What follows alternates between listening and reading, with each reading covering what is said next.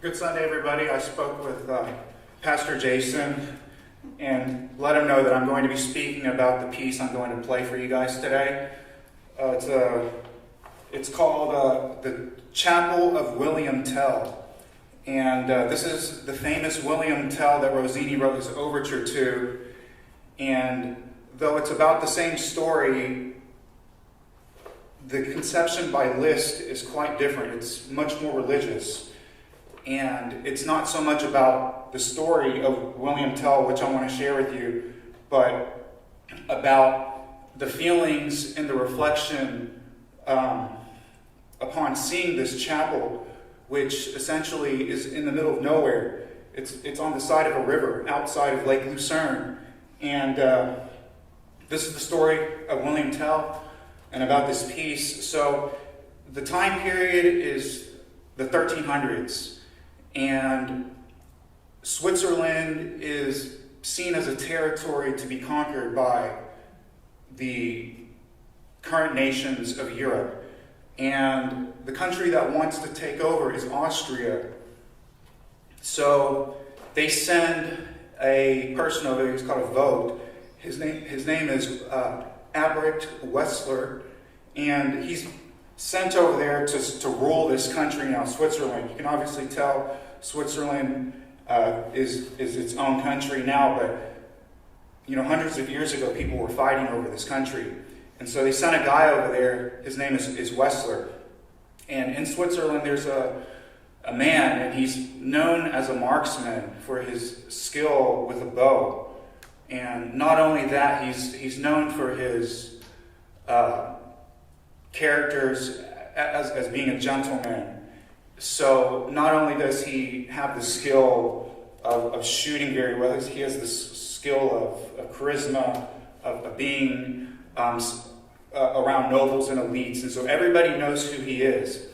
And when this guy comes over, he comes over into the town hall of Switzerland and goes into the middle of the city and goes to the most beautiful tree. And he takes a stick and he takes his hat and he puts his hat on the highest branch of the tree. So no one can take it down. He orders everybody in the city, when they pass by this hat, to now kneel down and obey, because Austria is now your king.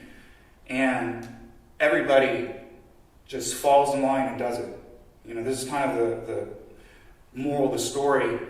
And a few days later, William Tell hears about this, and he doesn't live in the city.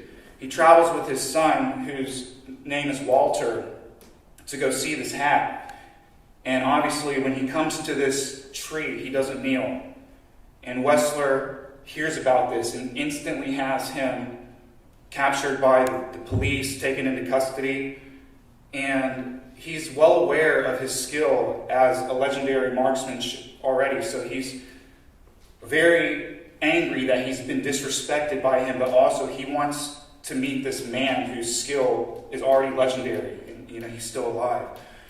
And typically, the punishment for these type of offenses is death. You'd be hanged or something like that.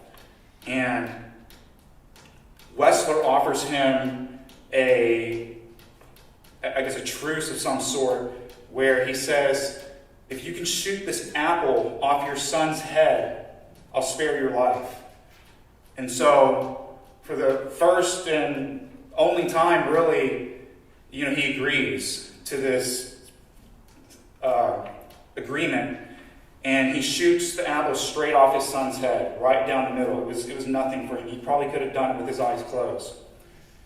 And Wessler is obviously very impressed. He's ready to spare his life and his son's life. Just let them go. He's just like, that in itself, that feat was too amazing.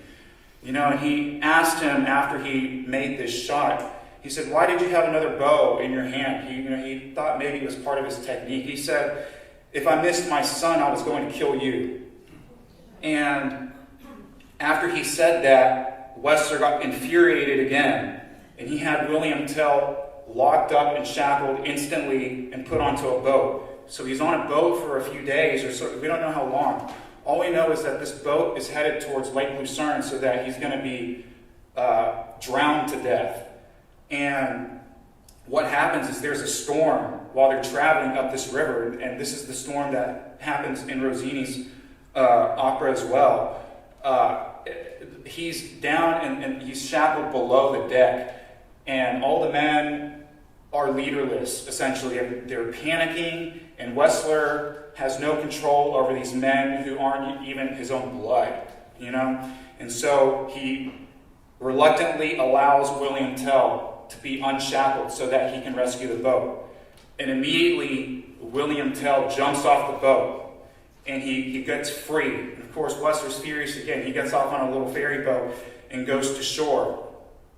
Now this, and within minutes,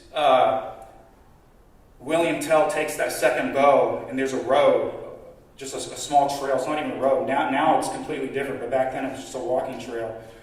And he immediately killed Whistler on the spot. And this act and event, it started the war, the Confederate War of Switzerland against every other country.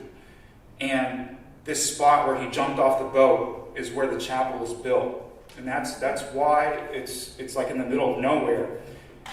And so, the moral of the story is I kind of was questioning myself, like, why is this chapel being built? Because you don't necessarily want to worship William Tell, but it's the spirit that led him in a similar fashion like Joan of Arc. He was led by the Spirit of God to do these things, and that's why the chapel's there.